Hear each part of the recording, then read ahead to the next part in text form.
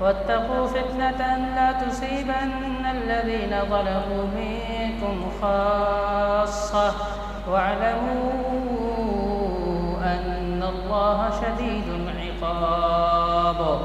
واذكروا إذ أنتم قليل مستضعفون في الأرض تخافون أن يتخطفكم الناس فآواكم وأيدكم بنصره ورزقكم من الطيبات لعلكم تشكرون.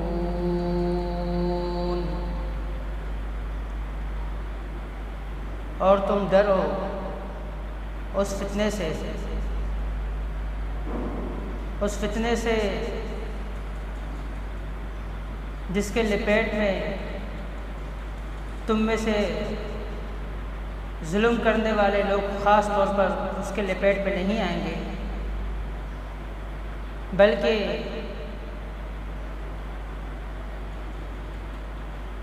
عام اور خاص وہ سب ہی اس فتنے سے دوچار ہو جائیں گے.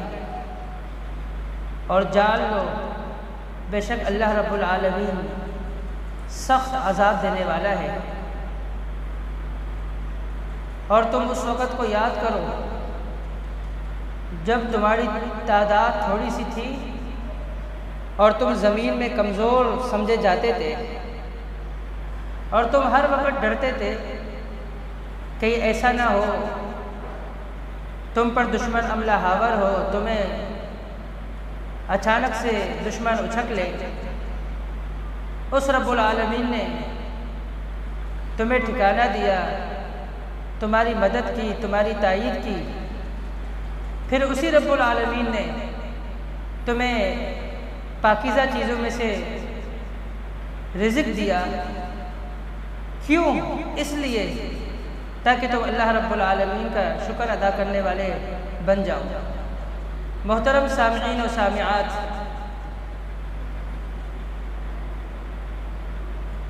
ملک کی جو صورتحال ہے بالخصوص سیاسی صورتحال انتہائی خراب ہے، انتہائی خوفناک حالات چل رہے ہیں.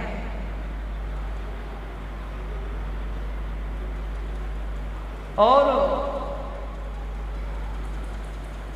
ان حالات کی وجہ سے مختلف قسم کے فتنے دیکھنے کو مل رہے ہیں. کچھ تو وہ فتنے ہیں جو عوام الناس کو نظر آ رہے ہیں،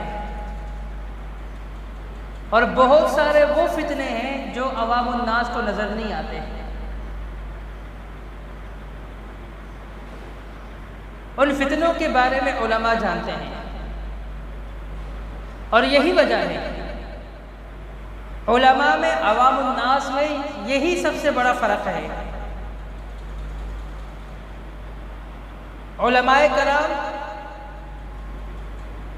فتنے کے آنے سے پہلے ہی فتنے کی نشاندہی کر لیتے ہیں.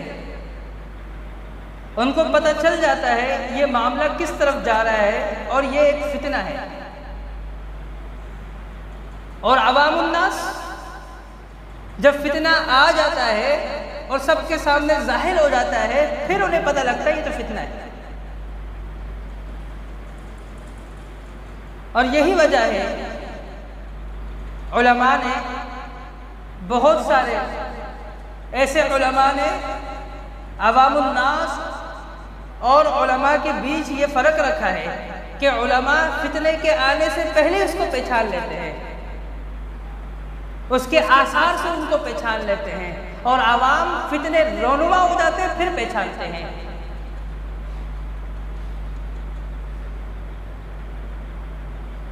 فتنے کا معنی کیا ہے؟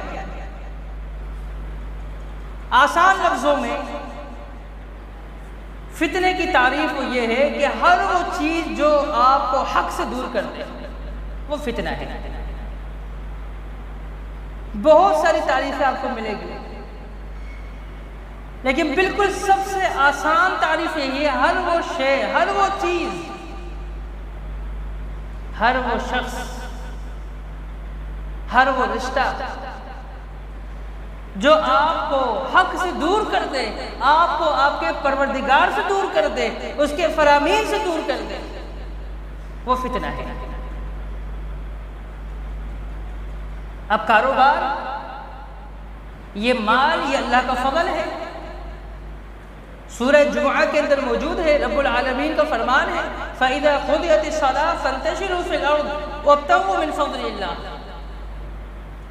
جب جمعے والے دن جب نماز مکمل کر دی جائے، فرمایا کہ پھر تم زمین میں دوڑو، اللہ کا فضل تلاش کرو۔ اب یہ جو مال ہے، اسے اللہ رب العالمین اپنا فضل کہہ رہا ہے کہ یہ اللہ کا فضل ہے، اور یہ مال یہ آپ کے لیے صدقہ بنتا ہے جب آپ اس مال کو اللہ کی راہ میں خرچ کرتے ہیں، اور جب آپ مستحقین پر خرچ کرتے ہیں۔ اور یہی مال، یہی تجارت، یہی کاروبار جب آپ کو اللہ کے ذکر سے نہیں روکتی، آپ کو عبادات سے نہیں روکتی، تو یہ تجارت اللہ کا فضل کہلاتی ہے۔ رجال لا تلہیہم تجارت ولا بیع عن ذکر اللہ واقام الصلاۃ وایتاء الزکاۃ یخافون یوما تتقلب فیہ القلوب والابصار۔ کچھ ایسے بندے ہیں، رجال ہیں، فرمایا کہ ان کی تجارت اللہ کی عبادت سے غافل نہیں کرتی، اللہ کے ذکر سے، اللہ کی یاد سے غافل نہیں کرتی۔ وَإِقَامِ الصَّلَاةِ، نہ نماز ان کو بھولتا ہے، وَإِيتَاءِ الزَّکَاۃ، نہ زکوٰۃ کی ادائیگی کبھی ان کو بھلاتی ان کی تجارت۔ ہم تو کہتے ہیں میں مصروف تھا، ذہن سے نکل گیا، نماز کا ٹائم نکل چکا ہے، عصر پڑھنی تھی ابھی تک پڑھی نہیں، وہ تو مغرب ہو گئی، کیونکہ میں تو کاروبار میں مصروف تھا۔ اللہ نے فرمایا ایسا نہیں، رجال لا تلہیہم تجارت ولا بیع عن ذکر اللہ۔ وہ تاجر جس کی تجارت، وہ شخص جس کی مال اسے اللہ کے ذکر سے غافل نہیں کرتی، اللہ کے ذکر سے، نماز سے اسے روکتی نہیں، رکاوٹ نہیں ہوتی اس کے لیے۔ اور جو تجارت یخافون یوما تتقلب فیہ القلوب والابصار، اس کے اور اس کے تقوی کے بیچ رکاوٹ نہیں ہوتی، حائل نہیں ہوتی، تو فرمایا وہ وابتغوا من فضل اللہ، یہ اللہ کا فضل ہے، اسے تلاش کرو۔ اور اگر یہی مال اللہ کے ذکر سے آپ کو روک لے، آپ کو اللہ سے دور کر دے، آپ کو عبادات سے دور کر دے، آپ کو حق سے دور کر دے، آپ کو حق سے ہٹا دے، پھر یہ مال کیا ہے؟ انما اموالکم واولادکم فتنہ، پھر یہ مال فتنہ ہے۔ اب تھوڑی دیر پہلے ہم بات کر رہے تھے کہ یہ مال اللہ کا فضل ہے، لیکن کب تک؟ اس وقت تک جب آپ کو یہ مال حق سے دور نہیں کرتی، آپ کے اور حق کے بیچ میں رکاوٹ نہیں بنتی، اور جیسے ہی آپ کو حق سے دور کرنے میں اس مال نے آپ کی مدد کی، اس نے آپ کو غافل کر دیا اللہ کی عبادت سے، حقوق اللہ سے، حقوق العباد سے، تو یہ مال آپ کے لیے فتنہ بن گیا۔ اولاد کتنی بڑی نعمت ہے، کتنی بڑی نعمت ہے۔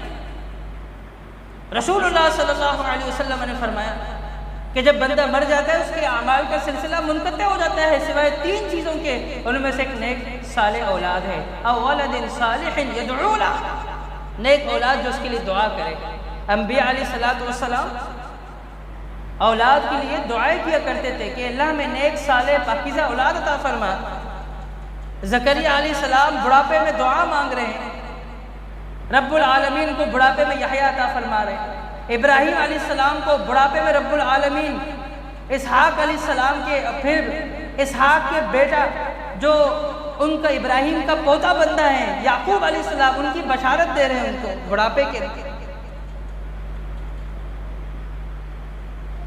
لیکن یہی اولاد اگر اللہ کے ذکر سے آپ کو روک لے، آپ کو حق سے روک لے، انہی اولاد کے خاطر آپ جھوٹ بولیں، آپ دھوکہ دیں اور آپ فرار کریں، آپ سچ کو چھپائیں، آپ حق کو چھپائیں، آپ باطل کے رستوں کو اختیار کریں، آپ سود کھائیں، آپ جو ہے حرام کھائیں انہی کے خاطر، تو پھر آپ کے لیے فتنہ ہے۔ انما اموالکم و اولادکم فتنہ، تعریف کیا کی؟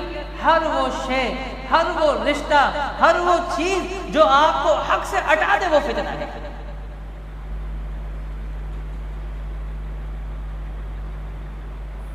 دو مثالیں آپ کو دی ہیں، ایک مال کی اور ایک اولاد کی۔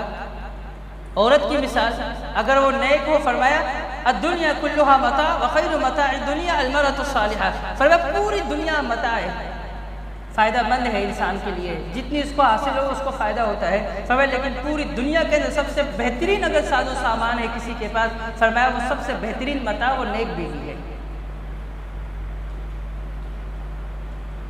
اور اگر یہی بیوی آپ کو حق سے ہٹا دے اور یہی بیوی حق سے آپ کو دور کرنے میں آپ کی مدد کرے اور یہی آپ کے حق سے دور ہونے کا سبب بن جائے، تو کیا فرمایا؟ ان من اموالکم و اولادکم، اور ایک مقام ان من ازواجکم و اولادکم، آپ کی بیویاں اور آپ کے اولاد آپ کے دشمن ہیں، عدو لکم، آپ کے دشمن ہیں، آپ کے دشمن ہیں، یہ فتنہ ہے، یہ آزمائش ہے آپ کے لیے۔ ترکت فتنة ما ترکت فتنة اضر علی الرجال من النساء، فرمایا میں نے مردوں پر عورتوں سے بڑھ کر کوئی فتنہ نہیں چھوڑا، سب سے بڑا فتنہ جو ہے وہ عورتوں کا فتنہ ہے۔ یہ کب ہے؟ یہ اس وقت جب وہ آپ کو اللہ کے ذکر سے روک لے، اس کی وجہ سے آپ کی نمازیں چلی جائے، اس کی وجہ سے آپ جھوٹ بولیں، اس کی وجہ سے آپ اپنے رب کو ناراض کر بیٹھیں۔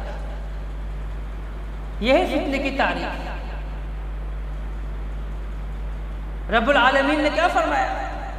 فرمایا واتقوا فتنة لا تصيبن الذين ظلموا منكم خاصة، اور تم اپنے آپ کو بچاؤ ایسے فتنے سے، ایسی آزمائش سے جس کا سامنا تم میں سے خاص قسم کے صرف ظالموں کو کرنا نہیں پڑے گا۔ اس فتنے کے لپیٹ میں سے تم میں سے جو ظالم ہے وہ نہیں، بلکہ اس کے اندر جو مظلوم ہے وہ بھی آ جائیں گے، اس فتنے سے دو چار ان کو بھی ہونا پڑے گا۔ جب سیلاب آتا ہے تو ریڑا یہ نہیں دیکھتا سیلاب کا یہ مظلوم ہے اور یہ ظالم ہے، ظالم کو لے ڈوبو مظلوم کو چھوڑ دو، ایسا نہیں ہوتا، اس کے لپیٹ میں سارے آ جاتے ہیں۔ وَاذْكُرُوا اِذْ كُنْتُمْ قَلِيلٌ مُسْتَضْعَفُونَ فِي الْأَرْضِ، اور تم اس وقت کو یاد کرو جب تم زمین میں کمزور سمجھے جاتے تھے، تمہاری تعداد تھوڑی سی تھی۔ تَخَافُونَ أَن يَتَخَطَّفَكُمُ النَّاسُ، اور تم ہر وقت خوف والی زندگی گزار رہے ہوتے تھے، تم سوتے تھے بھی خوف میں، تم اٹھتے تھے بھی خوف میں، ہر وقت تمہیں خوف ہوتا تھا۔ أَن يَتَخَطَّفَكُمُ النَّاسُ، کہیں ایسا نہ ہو دشمن تم پر حاوی ہو جائے، تمہیں دشمن اچک لے، تمہارے صفوں میں دشمن داخل ہو جائے، تمہارے صفوں کو چیرتے ہوئے تمہیں نقصان پہنچائے۔ اس رب نے تمہیں ٹھکانہ دیا، تمہیں مکہ سے ہجرت کروا کر تمہیں مدینہ کے اندر جگہ دی، اور اس رب نے بنصر ہی اس مدینہ میں بھی تمہاری مدد کی، چاہے بدر ہو، احد ہو، احزاب ہو، حنین ہو، اور جنگ ہو، ان سب میں اس رب العالمین نے تمہاری مدد کی ان کے خلاف۔ تمہاری معیشت مستحکم نہیں تھی، وَرَزَقَكُم مِّنَ الطَّيِّبَاتِ، تمہیں پاکیزہ میں سے رزق دیا، اور اللہ رب العالمین نے تمہاری معیشت کو مستحکم کیا، تمہیں اپنے پاؤں پر کھڑا کر دیا۔ کس لیے؟ لَعَلَّكُمْ تَشْكُرُونَ، تاکہ تم ایک اللہ کا شکر ادا کرنے والے بن جائے، ایک اللہ کا شکر ادا کریں۔ آپ ہم سب کا شکر ادا کر لیتے ہیں، کوئی اگر کسی برے وقت میں 5 منٹ میں ہمیں ٹائم دے دے، ہم اس کو بھی جزاک اللہ کہتے ہیں، اس کا بھی شکر ادا کرتے ہیں۔ اس رب نے جو ہمیں ان تمام نعمتوں سے نوازا، اس کا شکر ادا نہیں کرنا، ہمیں اس سے صرف شکوے ہی کرنے ہیں۔ لعلکم تشکرون، تاکہ تم شکر ادا کرو۔ تو فتنوں سے اپنے آپ کو بچانا ہے۔ رسول اللہ صلی اللہ علیہ وسلم نے فرمایا کہ ایسے ایسے فتنے ہوں گے، ایسے ایسے فتنے ہوں گے، اور فتنوں کے آنے سے پہلے نیک اعمال کر لو۔ بادروا بالاعمال فتنا، فرمایا کقطع اللیل المظلم، تم نیکیوں میں سبقت لے جاؤ ایسے فتنوں کے آنے سے پہلے جو بادلوں کے ٹکڑوں کے مانند ہوں گے۔ آپ دیکھتے ہیں کہ بادل یکمشت اکٹھے کہیں پہ نہیں آتے ہیں، مختلف حصوں میں مختلف ٹکڑوں میں آ رہے ہوتے ہیں، اور مختلف جگہوں پر جو ہے وہ آ کر جمع ہو رہے ہوتے ہیں، مختلف جگہوں سے آتے ہیں، مختلف جگہوں پر جا رہے ہوتے ہیں۔ تو یہ فتنے بھی یہ کسی ایک جگہ سے نہیں آ رہے ہوتے ہیں، مختلف جگہوں سے آ رہے ہوتے ہیں۔ بادلوں کے اندر اندھیرا پن ہوتا ہے، جب بادل آتے ہیں تو اندھیرا پن چھا جاتا ہے، تو یہ فتنے بھی اندھیروں کی طرح ہوتے ہیں، کوئی روشنی نہیں ہوتی کہ آپ کو نظر آئے، آپ کو پتہ چلے یہ فتنہ ہے۔ جب آپ کو اپنے لپیٹ میں لے لے گی، بری طریقے سے آپ کو پھنسا دے گی، پھر آپ کو پتہ چلے گی تو فتنہ ہے، اس سے پہلے آپ کو پتہ نہیں چلے گا۔ آپ کو حق اور باطل کے بیچ فرق ہی آپ کا ختم ہو جائے گا، اور آج یہی ہو رہا ہے۔ آپ دیکھیں جو ملک کی جو سیاسی صورتحال ہے، جس کی وجہ سے بد امنی ہے، بے چینی ہے، خوف اور حراست ہے، کیا کیا معاملات ہے، ہندوستان وہاں بیٹھ کر کیا کیا پلاننگ کر رہا ہے، 20 مئی کو انہوں نے کتنے ممالک کے ساتھ اس کو اجلاس کرنا ہے، اور ہم یہاں پر ایک مخصوص جگہ کو ہم نے نشانہ بنایا ہوا ہے، اور ہم نے سب کو یہیں پہ پورے ملک کو ہم نے اسی طرف ہم نے لگا کے رکھا ہوا ہے کہ ہمیں یہاں سے نکلنا نہیں ہے۔ اور دشمن ہمارے ساتھ کیا کر رہا ہے؟ دشمن جو چاہتا تھا آج وہ کر رہا ہے، اور بلکہ دشمن اتنا نہیں کر رہا جتنا ہم خود کر رہے ہیں۔ اس نے صرف ایک جال بچھایا ہے، ہم خود ہی جا کے اس میں پھنس رہے ہیں۔ آج دشمن کو اتنا محرک ہونے کی ضرورت بھی نہیں ہے، کیونکہ اس سے زیادہ محرک اور متحرک ہم خود ہیں۔ تو محترم بھائیو، حالات کس طرف جا رہے ہیں، اور جس طرح کھیلنے والے کچھ افراد کو، کھلاڑیوں کو گراؤنڈ کے اندر ان کو باندھ دیا جاتا ہے، آج ملک پاکستان کو چند مخصوص جگہ کی طرف ان کی نگاہوں کو باندھ دیا گیا ہے، ان کے معاملات کو وہیں باندھ دیا گیا ہے، اور وہ کیا کیا پلاننگ کر رہے ہیں، اور وہ کتنے ممالک کا اجلاس بلا کر، کتنے ممالک کے ساتھ وہ اجلاس کر کر ان کی پلاننگ کیا ہے، اس طرف تک کہ کوئی سوچے بھی نہیں کہ ہم ان کے ساتھ کرنے کیا جا رہے ہیں، ہمارا کتنا بڑا نقصان ہونے والا ہے، کشمیر کے حوالے سے کیا ہونے جا رہا ہے، تاکہ ہم اس طرف ہم سوچیں نہیں، ہمیں فرصت ہی نہ ملے، ہم یہیں لگے رہے، ہم یہیں پھنسے رہے، یہاں سے ہم باہر ہی نہ نکلیں۔ دشمن کی چالاکیاں، دشمن کی مکاریاں، دشمن کی بری تدبیریں، دشمن کی مکر و فریب، تاکہ انہیں سمجھنے کا، اسے جانچنے کا، اور ان سے بچنے کا، اور اپنے لیے رستہ بنانے کا ہمیں ٹائم ہی نہ ملے، ہمارا فرصت ہی نہ ہو۔ اور واقعتاً آج وہ کامیاب ہے، اور آج ہم اپنے آپ کو دیکھ رہے ہیں کہ ہمیں شکست ہو چکی ہے، ان کو فتح ہوئی، ہمیں شکست ہو گئی، وہ اپنے پلان کے اندر کامیاب ہو رہے ہیں، اور ان کی کامیابی میں ان کی مدد کرنے والے ہم، اور اس میں ہمارا مثبت کردار کتنا ہے، ہمارا منفی کردار کتنا ہے۔ مثبت کردار ہمارا بہت کم ہے، نہ ہونے کے برابر، منفی کردار ہمارا زیادہ ہے۔ آپ دیکھیں کہ ہر ایک بس وہ اپنے ہی جس پینل پر اسے اس کی ڈیوٹی ہے، اس کی ذمہ داری ہے، بس اسے اسی کا دفاع کرنا ہے، حق اور باطل کی تمیز ختم ہو گئی۔ ہر ایک جسے اوپر سے جو آرڈر ملا ہے اسے اسی کو پورا کرنا ہے، حق کیا ہے باطل کیا ہے یہ چھوڑ دیں، کیا سچ ہے کیا غلط ہے اسے چھوڑ دیں۔ آج ہمیں اس طرف لگا دیا گیا ہے کہ تمہیں یہی کرنا ہے، اس سے آگے کچھ نہیں کرنا۔ اور ہمارا کردار کیا ہے، ہمارے معاملات کیا ہیں، ہمارے منفی جو کردار ہے اس پر ملک پر کیا اثرات ہو رہے ہیں، ملک کو کتنا نقصان ہو رہا ہے، اور دشمن کو کتنی کامیابیاں مل رہی ہیں، ہم نے کبھی نہیں سوچا۔ رسول اللہ صلی اللہ علیہ وسلم نے کیا فرمایا؟ فرمایا دو بندوں کے درمیان اگر آپ سچ بولتے ہیں اور وہ سچ نقصان پہنچا ہے، فرمایا اس سچ سے بہتر ہے جھوٹ بولیں۔ اور کیا فرمایا؟ وہ شخص لیس الکذاب الذی یصلح بین الناس، اور اگر کوئی خلاف واقع کوئی بات کرے تاکہ ان کا اختلاف ختم ہو جائے، فرمایا ایسا بندہ جھوٹا نہیں ہوگا۔ اور ہم کیا کہتے ہیں، ہمیں تو سچ کی گھٹی جو ہے ہم کو کھلا دی گئی ہے، اور ہم جھوٹ بول ہی نہیں سکتے ہیں۔ کیا صحافی ہو، کیا سیاستدان ہو، کیا دینی جماعتیں ہو، کیا حتیٰ کہ علماء ہو، وہ سب اس کے لپیٹ میں آ چکے ہیں۔ ان کو یہ نہیں پتا کہ جب دو بندوں کے بیچ میں جب سچ آپ بولے اختلاف کا باعث بنے، اس سے منع کیا گیا ہے، اور اگر وہ جھوٹ جس پر اللہ نے لعنت کی ہے اگر وہ ان کے اتفاق کا سبب بنتا ہے تو وہ جھوٹ ہی بولنا چاہیے۔ ہم کہتے نہیں ہم تو بڑے سچے ہیں کہ کوئی سچ بولنے کا ہمیں حکم ہے، اور یہ نہیں پتا کہ ہمارے اس گفتگو سے اور اس جو خبر کو ہم اس طرح جو ہم آگے نشر کر رہے ہیں اس سے کتنا نقصان ہونا ہے، اور میرے اس بیان سے کتنا نقصان ہونا ہے، اس کی کسی کو کوئی فکر ہی نہیں۔ دشمن کو کتنا فائدہ ہونا ہے اس کے کوئی فکر نہیں۔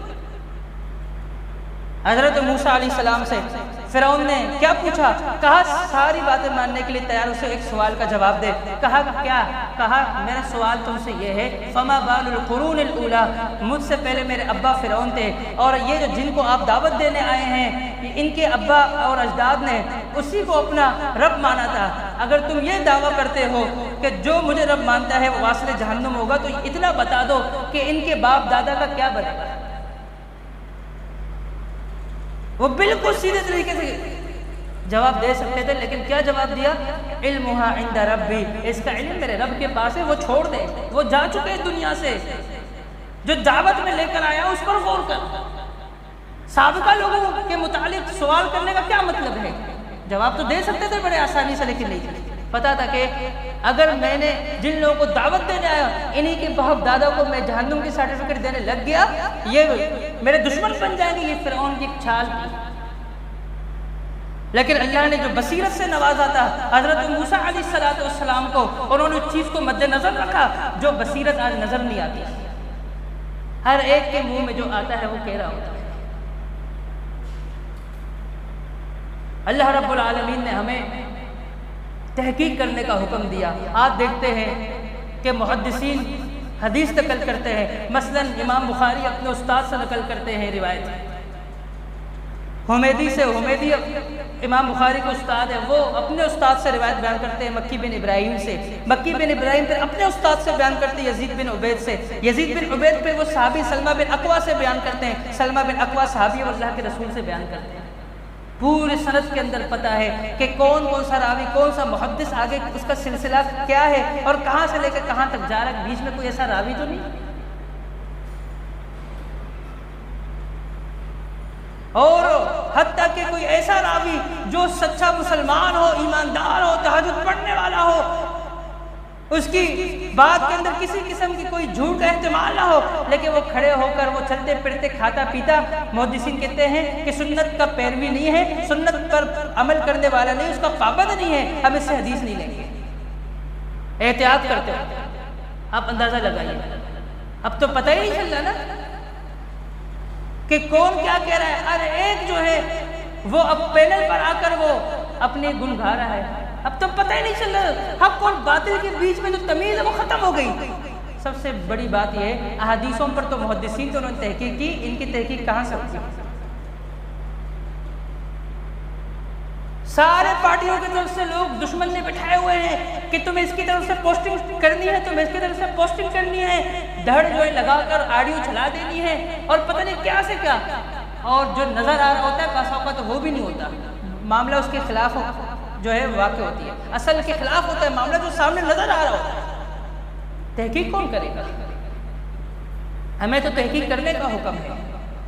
یا ایھا الذین آمنوا ان جاءکم فاسق بنبأ فتبینوا، ہمیں حکم دیا گیا تھا تحقیق کرے، لیکن جو معاملات اتنے زیادہ خراب ہے اور آلات اتنے زیادہ میسر ہے ایڈیٹنگ کے اور باقی معاملات کے، اور ہم بڑی آسانی سے بغیر تحقیق کے بس ہمیں اچھا لگا اور دماغ نے اس بات کو تسلیم کر لیا، دل نے مان لیا، ہم نے پوسٹنگ کر دی، ہمیں نہیں پتا کہ ہم دشمن کے شکنجے کے اندر پھنس رہے ہیں۔ انہوں نے ہمارے ساتھ یہی کھلواڑ کرنا ہے کہ ہماری طرف سے کبھی اس کی ویڈیو، اس کی دھڑ لگا کر آڈیو اس کے ساتھ لگا دینی ہے، یا آگے پیچھے کے الفاظ کٹ کر اس کو چلا دینی، انتشار پیدا کرنی ہے۔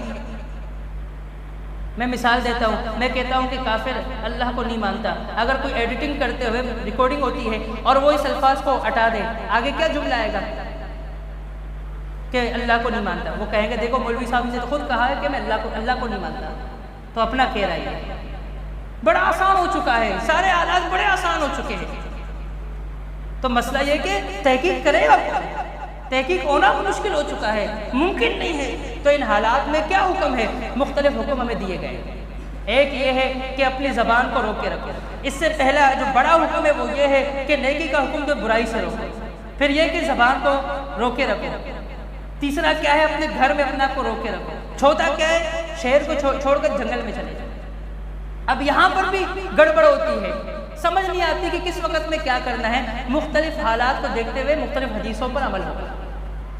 اگر شہر میں رہ کر آپ برائی کو روک سکتے ہیں اور آپ کا شہر میں رہنا مثبت ثابت ہوتا ہے مسلمانوں کے لیے اور دین کی خیر خواہی کا سبب بنتا ہے، پھر آپ پر یہی حکم ہے کہ آپ کو شہر میں رہنا ہے۔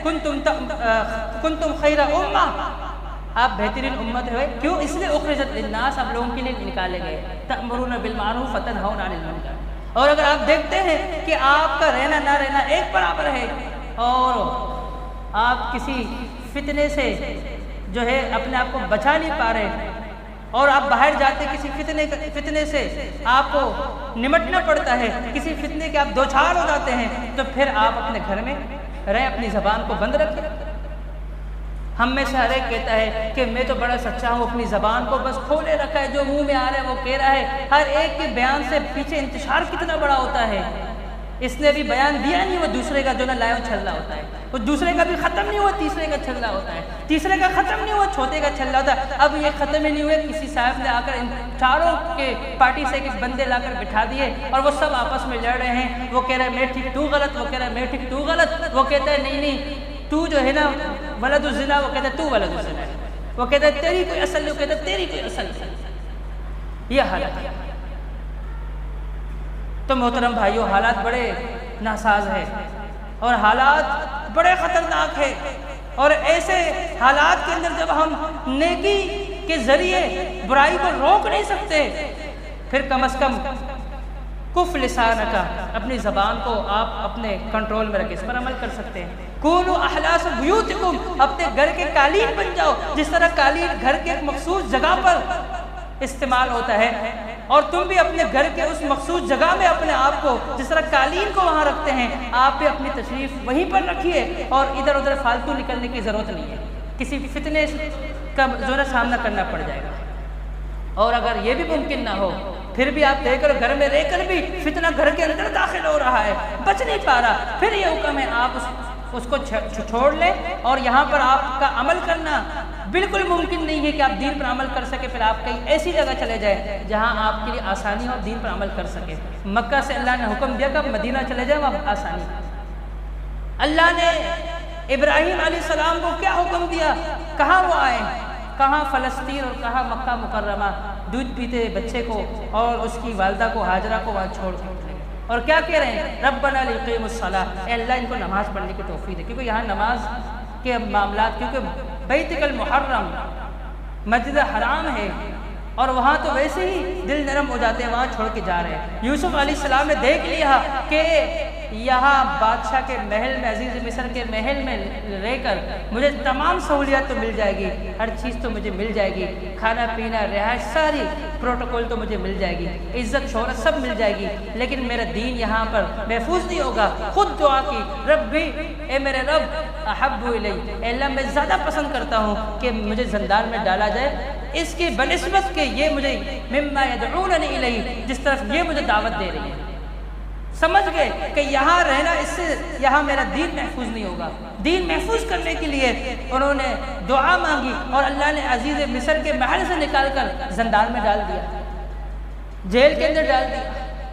تو محترم بھائیوں، ہمیں جو ہے اپنے ایمان کی حفاظت کرنی ہے، ہمیں جو ہے فتنوں سے اپنے آپ کو بچانا ہے، ہمیں فتنوں میں جھانکنا نہیں ہے، ہمیں جو ہے غیر ذمہ دارانہ گفتگو نہیں کرنی ہے، ہمیں بلا تحقیق یہ پوسٹنگ اور کسی کی فالتو میں دفاع نہیں کرنی ہے، ہمیں جو ہے بس اللہ سے دعا کرنی کہ اللہ ہمارے حکمرانوں کو ہدایت عطا فرما، اللہ جو ہمارے مسلمانوں کے حق میں بہتر ہو، اللہ ان کو ہمارے لیے جو ہے سلیکٹ فرما، کہ اللہ ظالموں سے ہماری جان چھڑا، اللہ ہمیں ان سب کو محفوظ فرما، اللہ ہمارے شر پسندوں سے جو ہے ہماری حفاظت فرما۔ ہم یہ دعائیں کریں، ہم اللہ رب العالمین سے یہ دعا مانگے کہ جو پیغمبر مانگتے تھے، اے اللہ جب فتنے اتنے ہو کہ ایمان بچانا محفوظ نہ ہو، اللہ اس سے پہلے مجھے اٹھا لینا دنیا سے، پیغمبر دعا کرتے تھے نا کہ اس سے پہلے کہ جب میں کسی فتنے کا شکار ہو جاؤں، اے اللہ مجھے دنیا سے اٹھا لینا ہے۔ اللہ رب العالمین ہمیں فتنوں سے بچنے کی توفیق عطا فرمائے۔ وقولوا لهذا استغفر الله لي ولكم وآخر دعوانا الحمد لله رب العالمين۔